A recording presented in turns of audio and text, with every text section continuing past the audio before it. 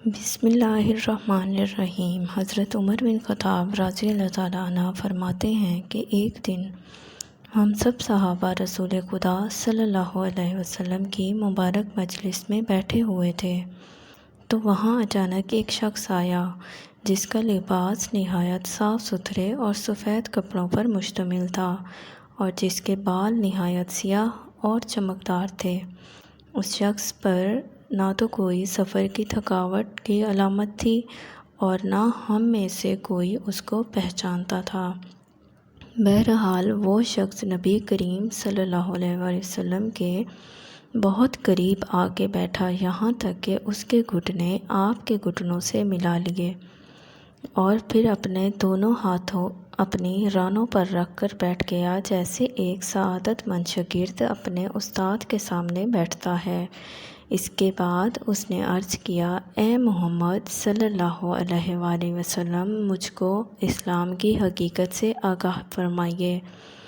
آپ نے فرمایا، اسلام یہ ہے کہ تم اس حقیقت کا اعتراف کرو اور گواہی دو کہ اللہ کے سوا کوئی معبود نہیں اور حضرت محمد صلی اللہ علیہ وسلم اللہ کے رسول ہیں، اور پھر تم پابندی سے نماز پڑھو اور زکوٰۃ ادا کرو، رمضان کے روزے رکھو، اور اگر ذات راہ میسر ہو تو بیت اللہ کا حج کرو۔ اس شخص نے یہ سن کر کہا کہ آپ صلی اللہ علیہ وسلم نے سچ فرمایا۔ تو حضرت عمر رضی اللہ تعالیٰ عنہ نے کہا کہ ہمیں اس شخص پر بہت تعجب ہوا، پہلے آپ صلی اللہ علیہ وسلم سے دریافت کرتا ہے اور پھر آپ کی تصدیق بھی کرتا ہے۔ پھر وہ شخص کہتا ہے، اے محمد صلی اللہ علیہ وسلم، آپ ایمان کی حقیقت بیان فرمائیے۔ آپ نے فرمایا کہ تم اللہ تعالیٰ اور اس کے فرشتوں اور اس کی کتابوں اور اس کے رسولوں اور قیامت کے دن کو دل سے مانو۔ پھر اس شخص نے کہا، آپ صلی اللہ علیہ وآلہ وسلم نے سچ فرمایا۔ اچھا، اب مجھے یہ بتائیے کہ احسان کیا ہے؟ تو نبی کریم نے فرمایا، احسان یہ ہے کہ تم اللہ کی عبادت اس طرح کرو کہ گویا تم اس کو دیکھ رہے ہو، اور اگر ایسا کرنا ممکن نہ ہو تو یہ بات دھیان میں رکھو کہ وہ تمہیں دیکھ رہا ہے۔ تو آپ اس شخص نے کہا کہ قیامت کے بارے میں مجھے بتائیے۔ تو آپ صلی اللہ علیہ وسلم نے فرمایا، اس بارے میں جواب دینے والا سوال کرنے والے سے زیادہ نہیں جانتا۔ دراصل یہ شخص اور کوئی نہیں، حضرت جبرائیل علیہ السلام تھے۔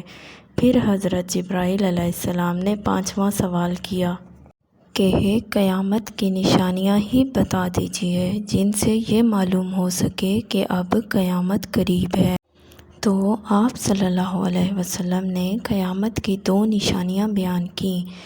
پہلے یہ کہ اولاد کی نافرمانی کی طرف اشارہ ہے کہ قرب قیامت میں اولاد اپنے والدین سے اس قدر برگزشتہ ہو جائے گی کہ لڑکیاں جن کی فطرت ہی والدین کی اطاعت اور والدہ سے محبت اور پیار کرنا ہے، وہ بھی اپنے والدین کی بات اس طرح ٹھکرانے لگیں گی جس طرح اپنے آقا اپنے غلام کو لائق توجہ نہیں سمجھتا، گویا والدین کی حیثیت گھر میں غلام اور لونڈی کی ہی رہ جائے گی۔ دوسری یہ کہ وہ لوگ جن کی کل تک معاشرے میں کوئی حیثیت نہ تھی، وہ ننگے پاؤں اور برہنہ جسم جنگل میں بکریاں چرایا کرتے تھے، وہ بڑی بڑی عمارتوں پر فخر کیا کریں گے، یعنی لوگ مغرور ہو جائیں گے۔ مگر یہ سب قیامت کی چھوٹی چھوٹی نشانیاں ہیں۔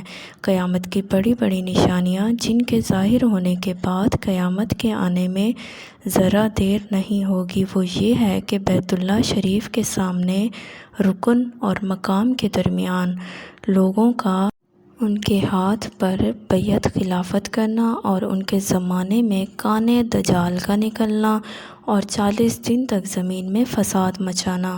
دجال کو قتل کرنے کے لیے حضرت عیسیٰ علیہ السلام کا آسمان سے نازل ہونا، یاجوج ماجوج کا نکلنا، سورج کا مغرب کی جانب سے طلوع ہونا، اور یہ قیامت کی سب سے بڑی نشانی ہوگی جس سے ہر شخص کو یہ انداز نظر آئے گا کہ اب زمین و آسمان کا نظام درہم برہم ہوا جاتا ہے، اور اب اس نظام کو توڑ دینے اور قیامت آنے میں دیر نہیں۔